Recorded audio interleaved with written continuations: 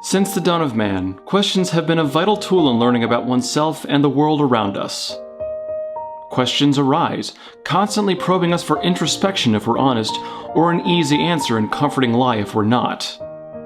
It is important to not only ourselves, but to the betterment of society as a whole to answer these questions fully and earnestly. For example, are your actions more driven by love, anger, or fear? Do you as a person add any value to the people around you? Would God be proud of what we've become?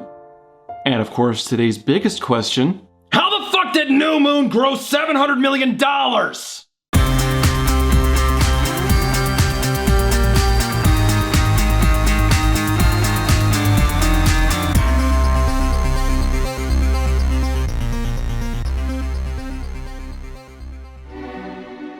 Oh yes, we're back to this series.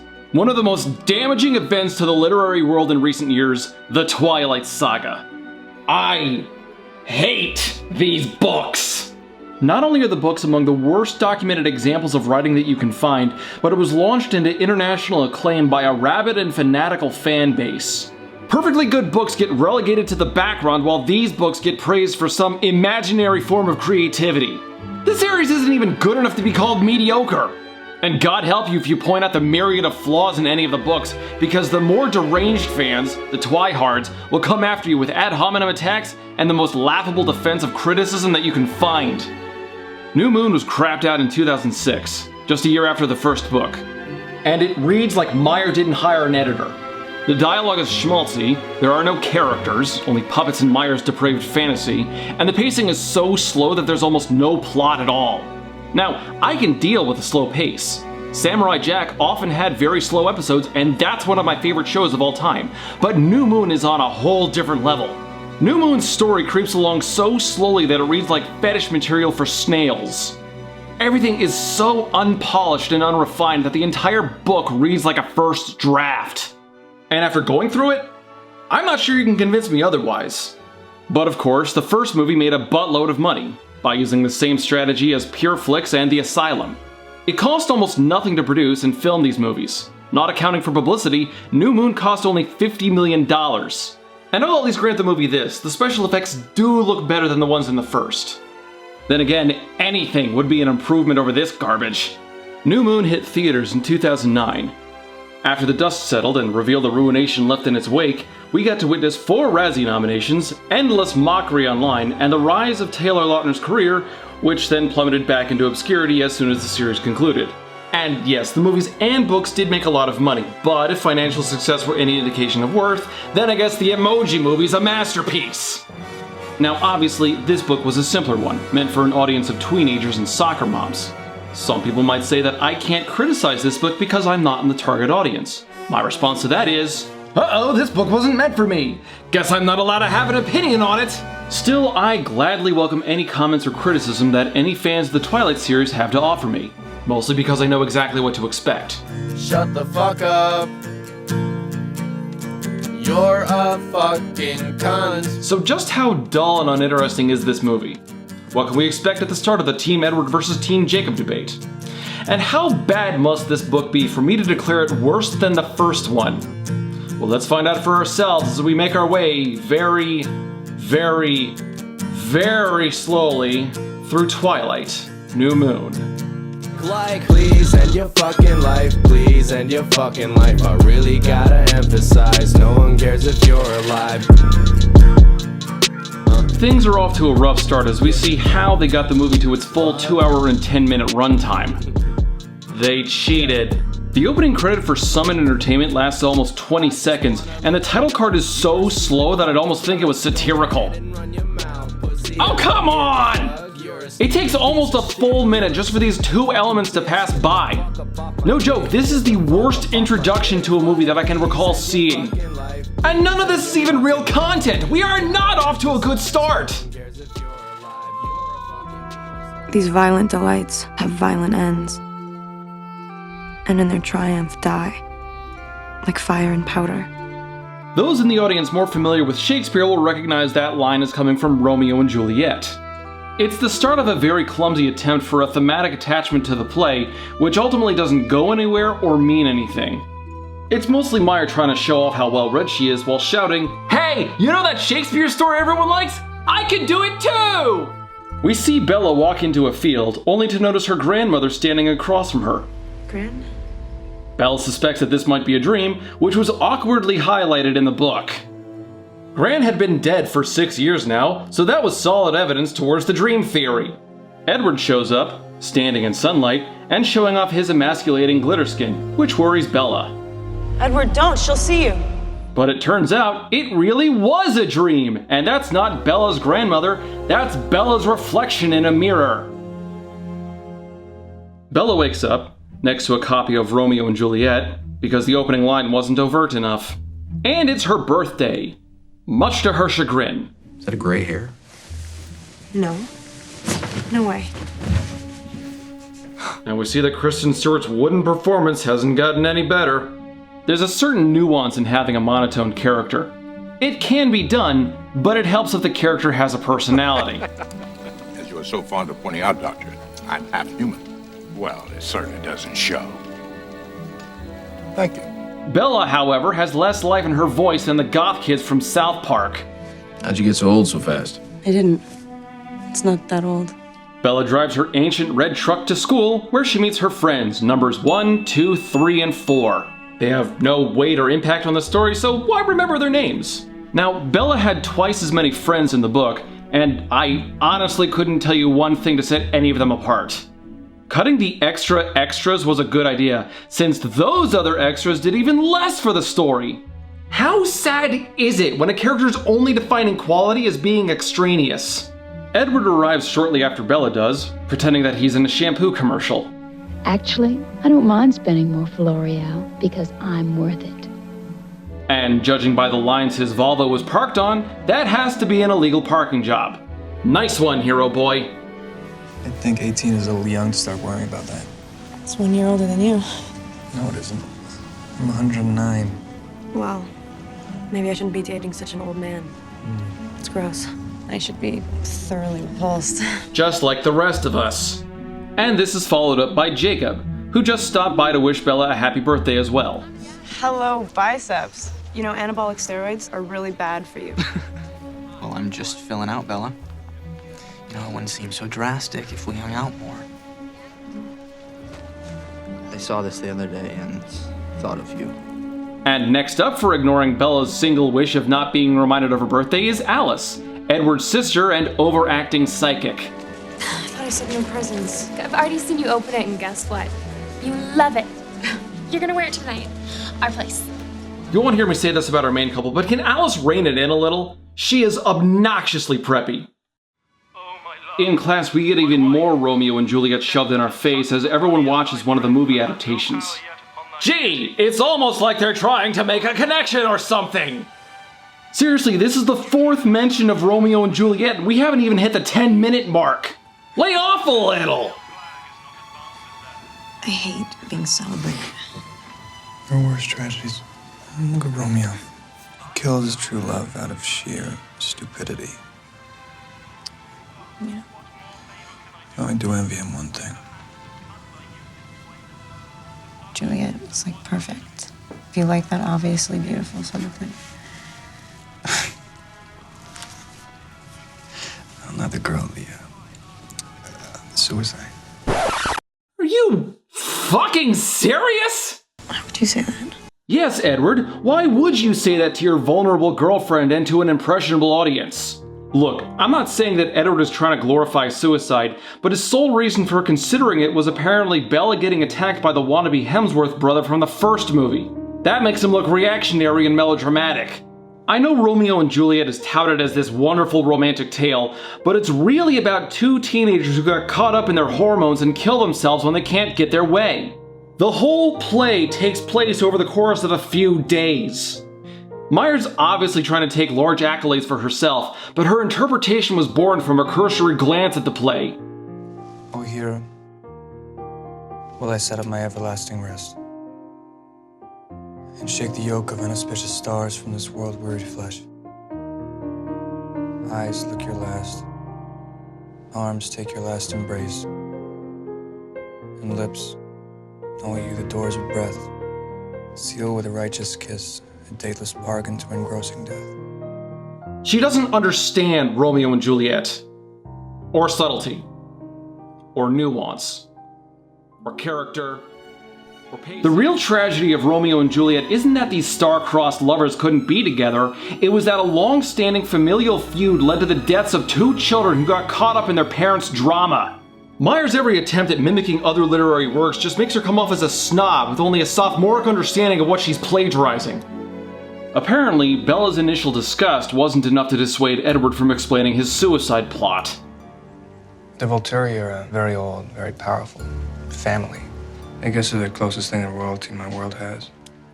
The Volturi watch over the world of vampires, making sure that no one reveals that vampires exist. They're basically the vampire mafia, and if you piss off one of the three dons, you get whacked. Wait a minute. That's not how the Hemsworth wannabe died in the first movie. The first book explained that vampires had to be torn apart, then set on fire to die. So what's going on here? Was this a reinterpretation? Did they forget the first movie, or is this a retcon? Or, just as possible, did they do all three? After that, we get Bella's party, complete with, admittedly, a nice setting and a crap ton of candles. All the Cullens are there. Edward, Alice, Emmett, Jasper, Carlisle, Mom, and Bitch. And if I'm being fair, this one line from Emmett did make me chuckle. Date an older woman? Huh? What? Would have been nice if that were written in the book as well, though.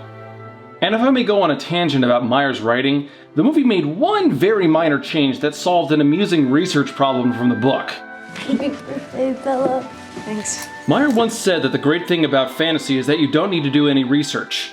I'd say it's more accurate that you can make up whatever rules you want, but sometimes a little research does make your story much better. For example, do you know why vampires can't be seen in mirrors?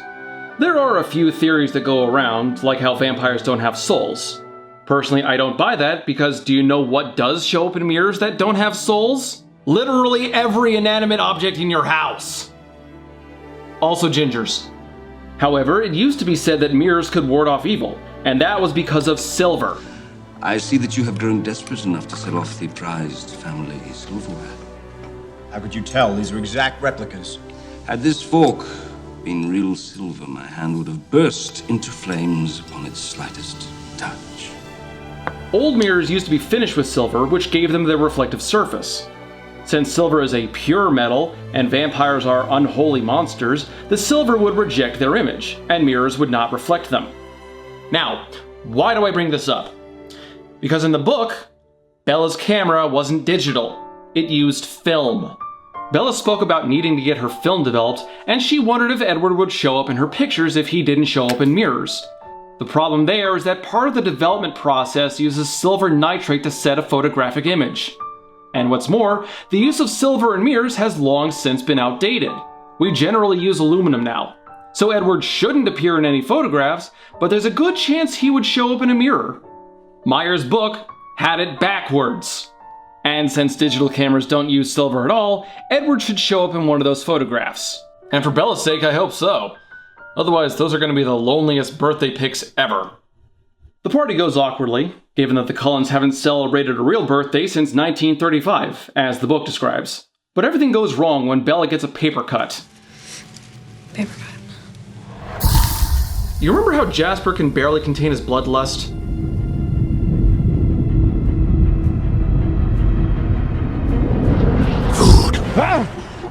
Who said that? He rushes Bella, but Edward is quick to play defensively by lobbing Bella into a row of glass vases. Hey, you know what this room full of vampires needs? More blood! I know Bella's supposed to smell especially tasty, but if Jasper's really that unstable, then why did they let him go to school where he's surrounded by vulnerable meat bags all day? Just one scraped knee in gym class could send him on a full-out murder spree. Since Carlisle is able to resist blood easily, he patches Bella up while surrounded by paintings depicting damnation and demons. That's an odd decor choice for your personal office. We know better now, don't we? The devils don't come from hell beneath us, no. No, they come from the sky.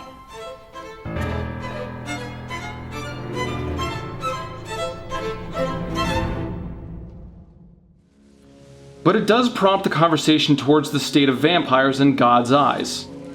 Carlia, you couldn't be damned. You couldn't. It's impossible. Thank you, Bella. Ignoring the religious discussion for now, the possibility of losing one's soul when they become a vampire is Edward's big reason for not converting Bella. So that's it. That's why he won't change me? Not that she cares. Spoilers, she becomes a vampire in the end of the series. But the scuffle at his house left Edward worried for Bella's sake, so he takes her into the woods for a breakup chat. We have to leave Forks. When you say we,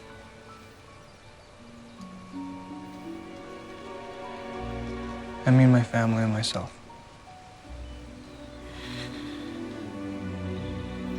you don't want me.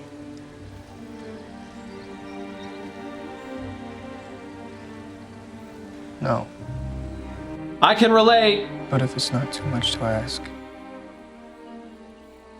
can you just promise me something? Don't do anything reckless.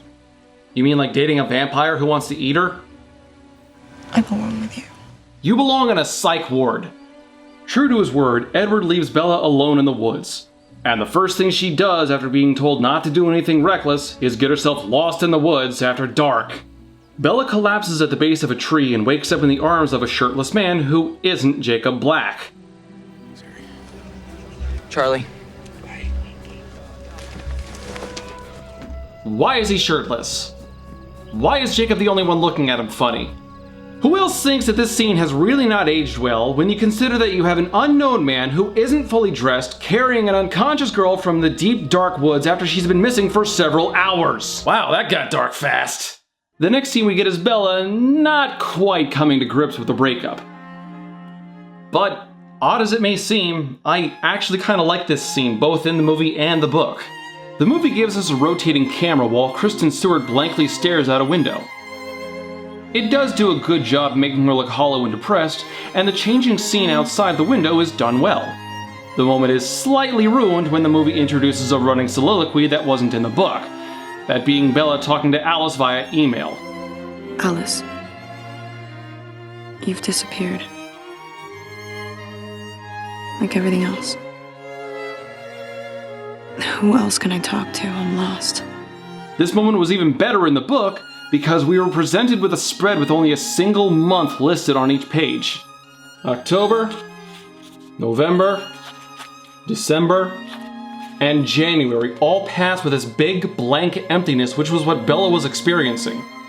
It was a unique visual style that's rare to see outside of authors like Shel Silverstein.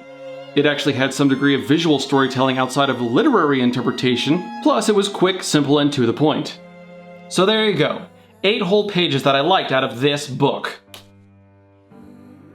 Because big blank pages helped me finish that much sooner. But this is where Bella goes from boring to outright infuriating. During this long period of depression, she experiences nightmares almost every night. Now, while I can totally understand being depressed after a breakup, it seems a little drastic when Bella spends almost every night like this. And on top of that, the book explains that Bella stayed in this Edward-deprived funk for 7 goddamn months. By then, she had spent more time out of the relationship than she did in it. And according to one of the greatest underappreciated comedies of our time, she's doing it wrong. It's time to move on. Okay, the general rule of thumb is 1 week of mourning for every 6 months you were together, so... Complementing this state of catatonic depression are Bella's terrible emails. See, she isn't dependent on just Edward, she sends messages to Alice as well, which reads like bad emo poetry. But in a way, I'm glad. The pain is my only reminder that he was real. That you all were. She sends lots of these. Daily. This is used several times throughout the movie, but it doesn't exist in the book. The movie does this to get into Bella's head since the book was written in first person. While I would normally applaud this as a clever attempt to sidetrack the limitations of a movie, the dialogue they tried to use was either hilariously bad or cringe-tastic. I don't see Edward anymore. Will it really feel like he never existed? Honestly, if Bella had gone all dark and gothic, I might have actually enjoyed myself. I will find the place where I can see him again. And the fact that she sends these emails, which she knows aren't going to anyone, every single day, just makes her look deranged. She's not depressed, she's unhinged. Someone needs to get her to a psychiatrist. Bella's behavior gets so out of control that her father can only see one option for her. What? You're going to Jacksonville. Live with your mother. Bella refuses to leave, but why? Bells. He's not coming back. I know.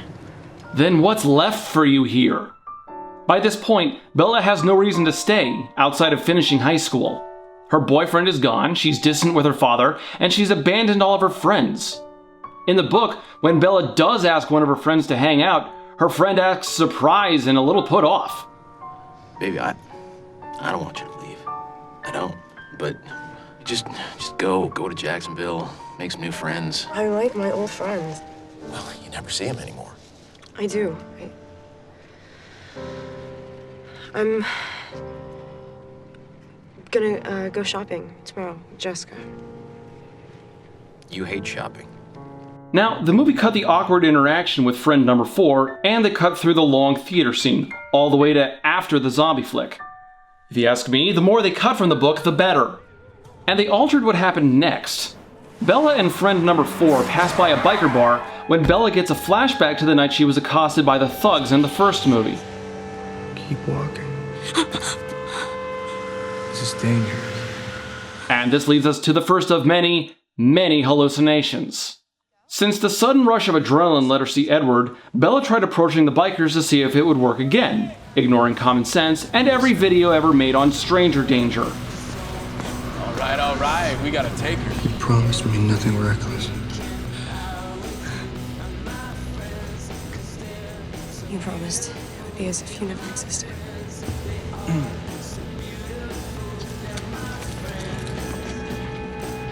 You lied. You say something, babe? You know what? Never mind. So now she's talking to her hallucinations too. Ladies and gentlemen, the main character is officially insane. Gorimsan, meboroshinobu wa doku desu ka? Try the pantry and the kitchen. Also, go away, I'm filming. Arigatou gozaimasu. Bella rides with her biker friend for a few feet until she freaks out and makes him stop.